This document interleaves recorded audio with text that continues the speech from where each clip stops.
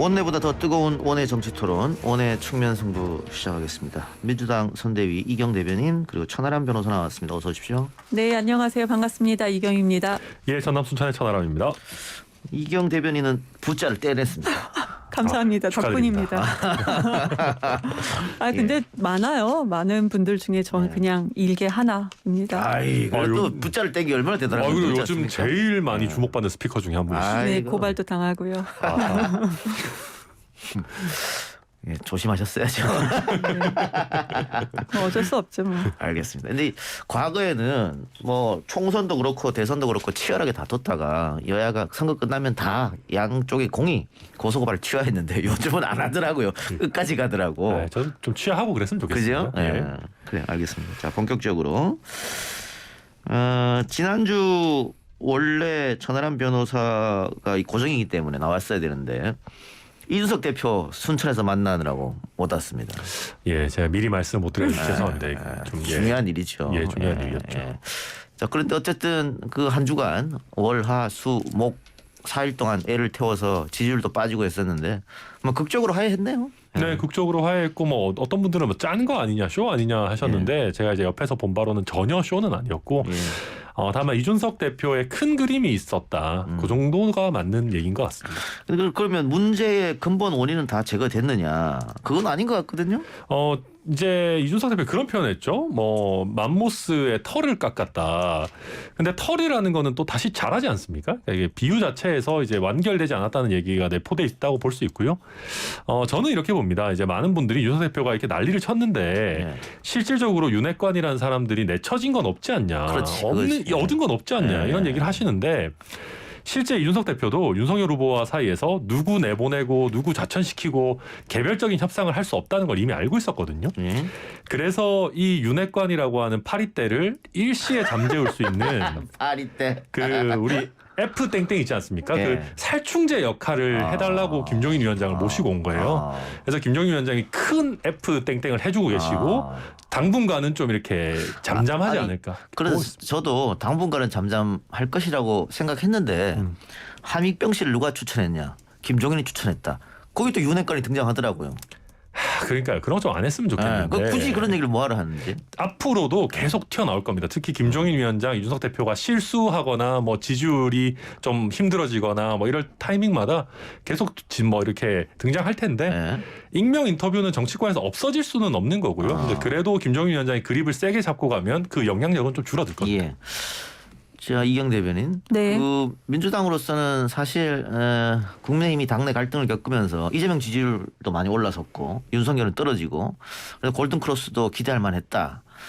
다만 이제 이렇게 어떤 갈등이 일단은 봉합됐고 김종인 위원장이 합류를 안 할 것이라고 생각되는데 합류를 했단 말이죠. 이거는 민주당으로서는 어쨌든 김종인 위원장의 활동 또 활약 걱정이 좀 있을 수도 있을 것 같아요. 어때요? 뭐 김정일 위원장이 활동을 할 거라는 생각도 많이 있었기 때문에 뭐 예상은 했다. 그런데 이번에 이준석 그 대표가 무슨 뭐 파리떼니 윤핵관이니 홍보비니 이런 말들을 많이 거론하면서 이런 것들은 털깎은 정도 정리는 되지 않았지만 그래도 어찌됐든 간에 김종인 위원장은 당내로 가셨잖아요. 예.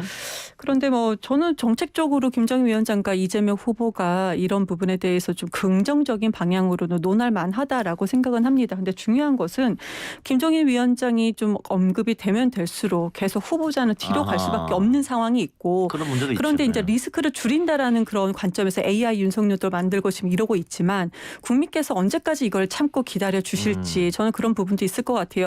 야, 내가 AI 윤석열 뽑으려고 한 거냐. 내가 지금 대선 후보를 대통령감으로서 국가의 지도자로서 우리의 미래를 맡기는데 그럼 김정일 위원장 보고 내가 지금 뽑을 수는 없지 않겠냐. 이런 얘기가 나오지 않을까요? 그렇기 때문에 그냥 리스크는 국민들 앞에 나와서 리스크가 있다 하더라도 이 부분을 좀 조율해가고 줄여가면서 모습을 보여야지 지금 계속 이렇게 숨어 있고 뭐 배우자는 무슨 커튼 뒤에 숨어 있다, 뭐 커튼 뒤에서 내조를 한다 이런 이상한 얘기까지 하는 그런 상황이 지금 저는 굳이 민주당 입장에서 비판할 필요는 없지만 지금 이 자리에서 제가 국민들께서 다 지켜보고 계실 거라고 생각을 합니다. 아마 민주당에서는 방금 이경 대변인이 이야기한 그 프레임 그러니까 이재명과 윤석열이 아니고 이재명과 김종인 대결이다. 혹은 상황 윤석열 뒤에는 상황이 있다. 이런 프레임을 계속 들고 나올 텐데. 근데 그 방금 이경 대변인도 비판 안 하겠다고 하시는데 비판 예. 엄청 많이 하셨는데 예, 예. 근데 저는 이게 민주당에서 좀 부러워서 하는 얘기라고 생각해요. 그러니까 특히 이준석 대표 보고 이준석이 후보 같다 이런 얘기를 엄청 하시는데 아니, 부러우시면 송영길 대표도 그렇게 한번 해보시라라는 말씀을 드리고 싶고요.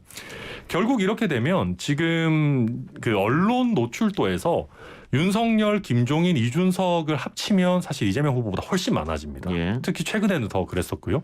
이재명 후보 열심히 활동하시지만 눈에 잘 안 보이게 되는 그런 부분들이 있습니다. 또 윤석열 후보가 안 보인다, 뭐 뒤로 숨는다라고 하셨지만 결국 울산에 내려가가지고 이걸 정치적인 능력을 가지고 해결한 건 윤석열 후보거든요. 그러면서 윤석열 후보도 당연히 많이 등장하고 선거전이라는 게 대선 후보가 주목받을 수밖에 없습니다. 그리고 요즘은 모든 일정을 하고 나면 기자분들이 질문하는 백브리핑이 있기 때문에 후보가 숨는다 이런 거는 제가 봤을 때 말도 안 되는 프레임이다. 그냥 민주당에서 김종인, 이준석 같은 캐릭터가 없기 때문에 부러워서 하시는 말씀이다. 짧게만 말씀드리면은 솔직히 진짜 부럽지 않거든요. 처음에 이제 그 사진이 나왔을 때 첫 번째는 진짜 웃었습니다. 아니 후보가 이렇게 민망하게 밀리고 있나라는 게 첫 번째였고 오히려 이제 계속 그 사진을 보면서 그런 영상들이나 그런 사진을 보면서 윤석열 후보가 점점 더 작아 보이는 그런 이미지가 연상이 됐었거든요. 근데 이것이 저 혼자만의 생각은 아니더라고요. 많은 분들이 그런 댓글도 많이 달아주셨던 부분이 있고 물론 댓글을 다 믿는 건 아니지만 그런 여론이 상당히 크다라는 점도 좀 알아주셨으면 좋겠습니다. 예. 네. 자, 지난 주말 윤 후보 이준석 대표가 마련한 빨간색 후드티를 같이 입고 부산 유세에 나섰을 때 보니까는 윤 후보보다 이 대표를 더 반긴다. 아마 그래서 아마 이준석이 후보냐 이런 얘기가 나온 것 같은데. 자, 어제 이재명 후보는 서울대 금융경제 세미나에 참석했어요. 근데 역시 또 후드티를 입었던데. 제가 여러 차례 얘기했는데 후보한테 후드티 좀 입히지 마라 양쪽 다. 그거 입는다고 젊어집니까? 오히려 더 이상해 보이죠. 네. 굳이 왜 그런지 잘 모르겠는데 후드티에 이렇게 집착하는지 잘 모르겠습니다. 예. 자, 그리고 어제 이 후보가 역시 준비된 원고 없이 강연하던데 이게 뭐 이 후보의 장점 같아요, 이런 점은?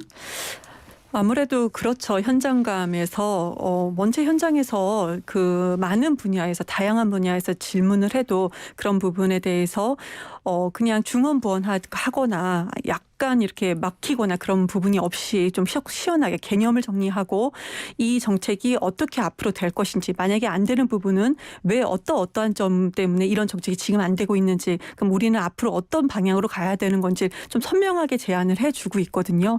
그렇기 때문에 이런 부분에 대해서는 좀 젊은 층 세대가 아무래도 좀 지지를 보내는 것이 아닌가. 막힘이 없다. 그래서 제가 여러 번 말씀드리지만 나 이거 보고 이재명 뽑는다. 이런 얘기가 상당히 많은데요. 솔직히 그러니까 2030이라고 말씀을 드리겠습니다. 대부분 제가 속해 있는 40 초반도 비슷하긴 한데 여야가 없습니다. 진보 보수가 없는 분들이 상당히 많아요. 정책 하나하나를 어떻게 미래지향을 제시를 하느냐 이런 부분에 대해 선택하는 부분이 많기 때문에 그런 부분에 대해서는 이재명 후보의 강점이 될 수도 있다라고 보여지는 것이고 예. 후드티는 저도 개인적으로 두 후보님 전부 다 후드티는 앞으로 좀 안 입으시는 게 더 좋겠다라는 생각은 개인적인 생각도 말씀드립니다. 알겠습니다. 자, 근데 반대로 윤석열 후보는 프롬프터 논란도 있었습니다만 또 최근에도 즉석 연설 메모지 보고 하더라고요. 이런 모습을 비춰지면 또 이번에 이재명 후보가 갔던 서울대 금융경제 세미나 윤석열 후보는 요청을 거절했다고 하고 계속 이런 모습을 보이게 되면 자신 없는 거 아닌가, 준비가 덜 된 거 아닌가 이런 이미지도 심어줄 수 있을 것 같은데요. 오히려 신중하고 준비성이 철저하다라고 봐야 되지 않을까라고 생각해보고요. 저는 이렇게 생각해요. 지금 저희가 선대위 구성도 막바지 단계에 있고 또 지금 핵심 공약이나 첫 번째로 국민들께 내놓는 메시지들도 다듬어가고 있는 상황입니다. 그러다 보니까 지금 예를 들면 아주 많은 메시지를 쏟아내는 상황이라기보다는 좀 준비의 막바지 단계다라고 보는 게 맞을 것 같고 토론이나 이런 부분들도 어차피 선거관리위원회 토론 부분들도 당연히 하게 될 것 같고요. 또 한 가지는 사실은 그런 부분도 있습니다. 앞서가는 후보 입장에서 굳이 토론이나 이런 걸 많이 해서 변수를 많이 만들고 싶지 않다라는 거는 인지상정이기 때문에 좀 안정적인 행보를 하려고 하는 것 같다. 저도 그렇게는 보고 있습니다. 예, 자, 그 메시지 얘기해 주셨으니까 지금 이재명 후보는 전국을 돌면서 하루에 일정 5개, 6개 소화하면서 굉장히 많은 메시지를 내고 있어요. 근데 그게 꼭 좋은 일인가? 선거에서? 그거 아닌 것 같고 그 지금 윤석열 후보는 윤석열 본인의 이준석, 김종인, 김병준, 뭐 이수정 이런 사람들이 다 언론에 나오면서 계속해서 정권 교체를 위해서 또 윤석열에게 힘을 실어주는데 민주당은 이재명밖에 안 보인다. 그런 말이 너무 많잖아요. 오죽했으면 후보가 국회의원 저런에게 편지를 썼겠느냐 이런 말까지 나오는데 국회의원들이 유기적으로 후보와 융합해서 좀 안 도와주는 거 아니냐 이런 지적은 어떻게 받아들이십니까? 국회의원들이 그 1인 팻말 같은 거 들고 역 앞에 시정 앞에 서 있는 거 SNS에 올립니다. 근데 예. 기사화가 잘 안 되고 있어요. 많은 분들이 그렇게 하고 있고 많은 글도 많이 올립니다. 방송 활동도 그러니까 이재명 캠프에 계시지 않았던 많은 분들도 예. 지금 방송 활동을 왕성하게 하고 계시는 거거든요. 근데 그런 부분이 있는데 이런 부분이 이제 언론 프레임이라고 하죠. 언론 탓 아닙니다. 아, 왜 이런 부분에 대해서 너무나도 많은 얘기를 들어서. 근데 뭐 언론 탓이다라는 것은 국민의힘도 마찬가지인 것 같아요. 그렇게 발설하는 거. 그러니까 지금 이 지점에서는 굳이 우리 변호사님은 안 그러겠지만 그렇게 봐주지 말아달라는 걸 미리 말씀드린 거고요. 그 프레임이 갇히는 게 분명히 있어요. 그런데 그것을 개의치 않고 현장에서 정말 열심히 하고 있다. 그리고 이재명 후보가 많은 일정이 있다고 해주셨잖아요. 그리고 많은 메시지를 쏟아낸다. 그런데 그런 많은 메시지, 근데 이것이 잘 전달이 되고 있어요. 실수가 없이 전달이 되고 그 많은 일정이 착오 없이 잘 되고 있어요. 그럼 이것이 후보 혼자서 한 것인가? 지금 선대위가 그만큼 기민하게 발빠르게 많은 일정을 소화낼 수 있는 능력이 되기 때문에 지금 하고 있는 거거든요. 그렇기 때문에 지금 뭐 후보만 보인다라는 것이 굳이 나쁘진 않다. 이재명 후보가 기초단체장, 광역단체장 출신이었습니다. 국회의원이 아니에요. 그런 후보에 대해서 많은 분들이 알 듯하면서도 모르는 부분이 상당히 많거든요. 그래서 지금은 후보가 많이 보이는 게 맞다라고 생각을 합니다. 굳이 그리고 윤석열 후보에 대해서는 제가 뭐 더 드리고 싶지만 비판점은 오늘은 하지 않겠습니다. 그러니까 저는 이제 스피커의 성능 차이인 것 같아요. 그러니까 이준석 대표나 김종인 위원장은 입만 열면은 뉴스가 예. 되죠. 그러니까 기사가 될 만한 내용을 잘 뽑아내는 능력이 있기도 하고요. 근데 지금 민주당에서는 그런 역할을 해주실 분이 사실은 없죠. 그러다 보니까 후보 혼자서 하셔야 되는데, 근데 후보도 그러다 보니까 템포가 너무 빨라요. 그러니까 지금 그 이재명 후보께서 내놓으신 게 너무 많아요. 뭐 전국민 재난지원금도 내놨다가 뭐 20대 소득세 면제도 내놨다가 뭐 국토보유세도 내놨다가 뭐 내놨다가 또 반응 안 좋으면 또 걷어들이고 이렇게 하다 보니까 후보가 좀 너무 좀 가벼워 보이는 부분들이 있거든요. 그래서 저도 진행자님 말씀처럼 템포 조절도 조금 하셔야 되고 후보가 내놓는 메시지와 뭐 예를 들면 정책본부장 같은 분 내놓는 메시지의 그 강약 조절도 좀 해야 되지 않을까 그런 생각이 저도 근데요, 지금 듭니다. 말씀 주신 게 이준석, 김종인이 일만 열면은 뭐 이렇게 여론에서 좀 언론에서 집중을 한다는 말씀 주셨는데 그만큼 국민의힘도요, 지금 거대 야당입니다. 100명이 110명인가 되시죠. 그런 의원들이 얼마나 스피커가 약하면 지금 이 두 사람한테만 이렇게 왜 언론이 다 집중을 할까? 이런 부분도 좀 고민을 하셔야 될 것 같아요. 그리고 동의합니다. 스피커가 약하다. 이거는 남의 당 스피커 약하다. 남의 당 의원들 스피커 약하다 지적하기 전에 본인 당은 왜 110명이나 되는데 왜 스피커가 이 정도밖에 안 되는지도 한번 고민해 볼 필요가 있다. 말씀드릴게요. 네, 맞는 말씀입니다. 알겠습니다. 자, 조동현 교수가 사생활 논란으로 스스로 직을 내려놨는데 어제 오늘은 윤석열 후보 부인이죠. 김건희 씨 사생활 보도가 또 됐습니다. 그 열린공감 유튜브죠. 보도한 내용인데 기성 언론이 안 받을 줄 알았는데 오늘 몇 개 받았더라고요. 받고 또 포털에 올라갔는데 이게 뭐 법적으로는 전혀 문제가 없는 것이고 굳이 사생활을 들춰낸 게 옳은 것인가? 이거는 차치하더라도 선거에는 마이너스 아닌가? 마이너스 맞죠. 예, 그게 그러다 보니까 이제 그 저희 선대위에서도 법적 조치를 해야 되겠다라고 생각한 거고요. 예. 당연히 부작용도 다 알았을 겁니다. 법적 조치하고 이러면은 주류 언론이 받을 수가 있게 되죠. 공론화가 되니까. 근데 이미 여러 여론조사에서 김건희 씨 비호감도가 굉장히 높게 나오고 있는 부분이 많아요. 그래서 이 부분들이 많은 국민들께서 뭐 포털 댓글이나 이런 부분들을 통해서 이게 기정사실화처럼 받아들이시는 분들도 계신 것 같고 그리고 이거에 대해서 강력 대응을 안 하고 있으니까 뭔가 캥기는 게 있어서 대응을 못 하나라고 생각하시는 분들도 있기 때문에 국민의힘에서도 좀 적극적으로 대응을 해야겠다 이렇게 입장을 바꾼 것 같습니다.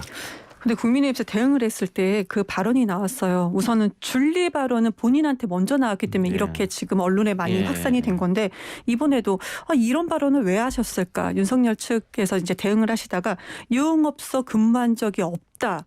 이 발언을 하셨습니다. 그렇기 때문에 언론에서도 그런 식으로 유흥업소라는 말을 이미 넣었잖아요. 예. 다 대응을 하면서. 네, 그러니까 저도 그 부분은 언론에서도 그렇게 전략적으로 많이 좋았다고 받아서 생각하지 했던 않습니다. 부분이 아닌가라는 생각이 듭니다. 그런데 솔직히 왜 과거에 대해서 검증하자고 하는 거잖아요. 예. 근데 검증은 하다못해 일반인이 그 선대위원장으로만 들어와도 이렇게 검증이 그렇게 좀 치열했었고 아주 그렇게 뜨거웠고 그랬는데 어떻게 보면은 대선 후보에 배우지 않을까요? 그럼 사생활 영역까지는 굳이 뭐 검증이 필요하냐? 저는 개인적으로 생각을 하지만 그래도 많은 언론과 많은 국민들께서는 그런 것이 아닐 것 같습니다. 왜 그러냐? 나중에 그냥 법적인 부분 제외하고도 나중에 어찌됐든 간에 예산이 반영이 되고 그러니까 국격으로 그러니까 국가의 직위가 반영이 되는 그런 지위에 가실 분 후보나 마찬가지잖아요. 그러니까 이런 부분에 대해서는 좀 이거 본인이 먼저 해명하시는 것도 괜찮겠다 생각합니다. 네, 뭐 법적 조치 했으니까 뭔가 또 결론이 나오겠죠. 예. 했습니까? 네, 한다고 했는데. 예. 근데 저는 국민의힘 측 법적 조치가 왜 그 전에 목포에서 횟집에서 후보 영수증 있죠. 77,000원. 그쪽 언론에서는 수행원 3명이서 먹은 거라고 해서 그 식당 주인 계산대에 계산하셨던 분까지 이제 그렇게 인터뷰를 했던 부분이 있는데 근데 뭐라고 했어요. 이거 후보가 먹은 거다. 새빨간 거짓말이다 하면서 이거 민주당 측 관계자 누군가를 또 법적 조치했잖아요. 그래서 저는 국민의힘 법적 조치가 뭐 그렇게 정말로 진실인가 이런 생각은 또 듭니다. 아니, 뭐 법적 조치한다고 다 진실은 아니죠. 그렇게 따지면 민주당도 뭐 이런저런 법적 조치 많이 합니다. 예. 목포 사건 같은 경우에는 당시에 윤석열 캠프가 사실 잘못한 거죠. 아마 지금 선대위라면 그 제일 꼭대기에 김종인이 있는 선대위라면 그런 해명은 아마 하지 않았을 거라고 보이십니다. 예. 그래요. 그리고 윤 후보 측근인 윤대진 검사의 친형 윤우진 전 용산 세무서장이 어젯밤 구속됐는데 이것도 악재가 아닐까 어떻게 보세요? 네, 이 부분은 근데 뭐 갑자기 튀어나온 얘기는 아닌데, 네, 윤우진 용산 세무서장이 구속이 됐으니까 아마 좀 팔로우업이 그러니까 어느 정도 이제 후속 보도들이 있을 것 같고요. 윤석열 후보가 뭔가 정말 개입한 게 있는지 여부도 뭐 만약에 있다면 그게 드러나면 악재가 될 텐데 현재로서는 이게 글쎄요 뭐 당장 정치적으로 이렇게 큰 악재가 될지는 저는 잘 모르겠습니다. 이게 법적인 문제는 제가 뭐 관련 변호사라든지 그쪽 사람이 아니기 때문에 제가 뭐라고 말씀드릴 수는 없는데 지금은 이슈가 너무 빨리빨리 움직이잖아요. 예. 그래서 저는 많은 국민들께서 이런 부분에 대해서 아마 약간 기억이 흐려졌던 부분이 있었을 것 같아요. 그런데 이제는 윤우진 전 세무서장이 구속이 됐잖아요. 그런데 그 전에 윤석열 후보와 관련됐던 걸 검찰이 왜 6번이나 기각을 했지? 근데 왜 무혐의 처분을 했지? 이랬던 부분. 근데 윤석열 후보가 그때 골프 접대 명단에도 들어 있었구나 이런 부분들. 근데 그거는 사실이 전혀 확인된 바가 없고 그러니까 제가 말씀드리는 명단은 거는 아니라고 이미 그런 부분이 나왔습니다. 또 녹취 부분도 또 있었잖아요. 그러니까 변호사를 또 소개시켜줬다 뭐 이런 부분들이 아마 기억 속에서 점점이 사라졌던 부분이 다시 한번 거론이 되고 수사가 또 진행이 되면은 연관되기 때문에 이미지의 타격은 분명히 있을 거다. 그러니까 법적인 부분은 또 진행되는 상황 보면 알 것 같다고 봅니다. 예.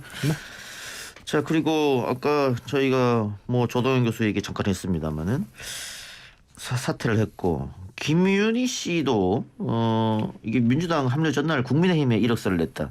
이것도 정당 정치의 어떤 기본이 안 된 게 아니냐. 저도 이번 분에 저도 이제 지금 뭐 40이니까 저는 개인적으로는 처음에 이럴 수 있나? 라는 생각을 가졌던 건 솔직히 말씀드릴게요. 청년들한테 물어봤죠. 2030 청년들한테 이게 말이 되는가 그랬더니 그런 얘기를 한다고 하더라고요. 지금 우리처럼 민주당에 소속이 돼서 청년위에서 활동하지 않는 그렇지 않는 다른 청년들 본인의 친구들 지인들 같은 경우는 진보냐 보수냐 이런 개념이 없다. 나의 미래.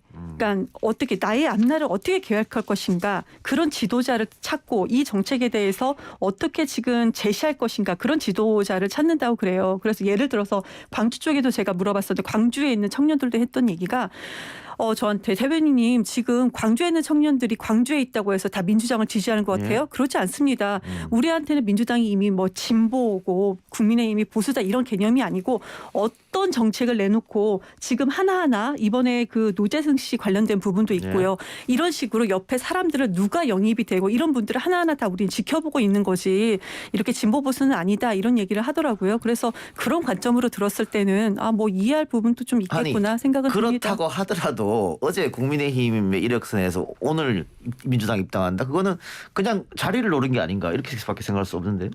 그 개인을 제가 지금 이 자리에서 저의 개인적인 생각을 알겠습니다. 말씀드리긴 좀 어려울 것 같아요. 아니 뭐 게다가 이렇게 되면 또 내일이면 다시 국민의힘에 갈 수도 있잖아요. 그 그러니까 논리면. 틀림은 그러니까 저는 항상 얘기하는 게 틀림은 없다. 틀림이라고 보면 안 된다. 다름으로 보자. 그러니까 이 뭐 2030 2세대의 대표자도 아니에요. 이분은 김윤희 그 개인으로 봤을 때는 이분의 생각에는 뭐 다름으로 적용했겠구나. 그냥 그렇게만 보여집니다.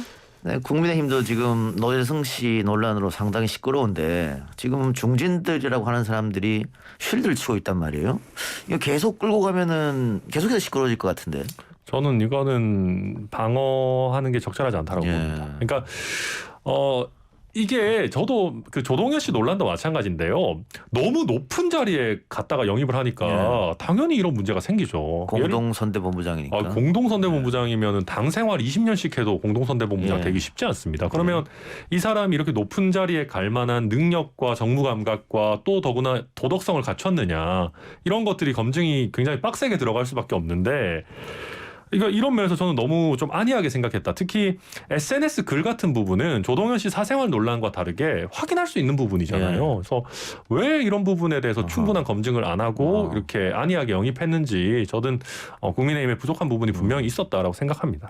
뭐 우리 변호사님께서 뭐 많은 얘기를 또 해주셨기 때문에 제가 특별히 뭐 더 안 하고 하나만 말씀드리고 싶은 거는 김구 선생님 국밥 늦게 나와서 사람 죽였다라고 얘기를 했어요. 근데 너무 웃긴 게 이 11월 5일 날 백범 김구 기념관에서 전당대회를 열었죠. 국민의힘이. 맞습니다. 거기서 대통령 선거 후보로 그 윤석열 후보가 선출을 했어요. 그런데 지금 김구 선생을 가지고 이렇게 얘기한 사람을 그냥 기본적인 검증도 안 하고 이랬던 것이 뭐 기회는 청년이 된 기회는 당에서 알아서 할 일이에요. 뭐 그렇지만 지금 다시 한번 기회를 주겠다라고 하는 거잖아요. 이 부분에 대해서 노재승 씨한테. 그렇지만 이런 부분에 대해서는 이것도 앞으로 국민의힘과 후보의 지지율에 분명히 영향은 있을 것 같습니다. 그러니까 그리고 저는 이 노재승 선대위원장이시니까 저보다 상급자죠. 근데 대응에도 문제가 있다고 생각하는 게 해명도 해명이지만 사과할 부분은 사과를 해야 돼요. 근데 본인의 뜻이 이제 예를 들면 좀 잘못 전달됐다 이런 해명에 치우치고 있는데 저는 그 부분도 좀 부적절하다라고 생각을 합니다. 그분은 해명보다는 반격하면서 저도 SNS 봤는데요. 반격하면서 막 싸우는 어떤 그런 워딩을 많이 하시더라고요. 그래서 앞으로 국민의힘에서는 이 부분에 대해서는 좀 깊이 있는 논의가 필요하지 않을까요? 네, 기본적으로 저는 막 너무 고위직에다가 갑자기 인재 영입하고 이런 거 좀 안 했으면 좋겠어요. 저도 같은 생각이에요. 정의당에서 얘기했었죠. 국민의힘과 민주당에는 그 원외 인사들 아니면 청년은 인재가 그렇게 없냐 이렇게 얘기했는데 좀 얼굴이 좀 붉어지더라고요. 그러니까요. 이게 특히 꼭 선거 앞두고 이렇게 벼락치기로 외부 인재 영입해서 공동선대위원장 딱 주고 제대로 검증도 안 하니까 문제 터지면 나 몰라라 당에서는 뭐 그런 거잖아요. 그러니까는 원외 인사도 좋고 당직자들도 좋고 다 청년들 많지 않습니까? 보좌진도 좋은 분들 엄청 많아요. 보좌진도 많고 오히려 그런 친구들을 등용하는 게 더 빠른 게 아닌가. 근데 우리 지금 이 발언 만약에 이제 당내에서 누군가 이렇게 많이 들었다면 변호사님하고 저하고 아마 뒷얘기 좀 많이 들을 것 같습니다. 근데 저는 이거 진짜 비판하고 싶은 게 인재 영입을 이 지금은 주식 투자할 때 초단타 투자처럼 하는 거예요. 그렇죠. 좀 장기 투자를 해야 될 거 아니에요. 예를 들면 지금 맞아요. 발굴한 사람을 선대위에서 뭐 너무 높은 자리 말고 적당한 자리에서 정치를 경험하게 해주고 지방선거 총선 때 써먹겠다. 이 정도 장기 투자 정도 해줘야 되는데 아니 어제까지 자유롭게 SNS에 글 쓰던 사람을 갑자기 무슨 뭐 상임선대본부위원장 뭐 공동선대위원장을 꽂아 넣어버리면 우리 주식 단타 해봐서 알지만은 대박도 있지만 쪽박이 더 많거든요. 근데 이 부분 이준석 후보, 문제입니다. 이준석 그 대표가 추천했다고 언론에서는 그렇게 다 나오고 있어요. 근데 오보입니다. 아니라고 말씀을 주실 거면은 그럼 누가 했다, 최소한 어디서 했다라고 권성동 사무총장이 본인이 했다라고 이미 본인이 언론에서 했다고 밝혔습니다. 얘기했나요? 네. 다행이네요. 그래도 이준석 대표가 하지 않아서. 네. 알겠습니다. 그래서 그 부분에 대해서는 선거 때마다 이야기가 나옴에도 불구하고 고쳐지지 않는다. 좀 바로 잡아야 될 필요가 있다 그런 생각 들고요. 또 SNS 과거 SNS가 자신의 현재 발목을 잡는 경우가 상당히 많이 있습니다. 특히 정치권에서는 우리 퍼거슨 감독님의 말이 틀린 게 없죠. 예. SNS는 인생의 낭비라고 퍼커슨 감독이 얘기했죠. 예. 그래서 이런저런 이유로 저는 SNS를 안 합니다. 아, 역시 현명하시네요. 현명하시네요. 예. 알겠습니다. 오늘 두 분 이야기는 이 정도 하고 마무리하겠습니다. 지금까지 천하람 변호사 그리고 이경 민주당 대변인과 함께했습니다. 수고하셨습니다. 네, 감사합니다. 네, 감사합니다.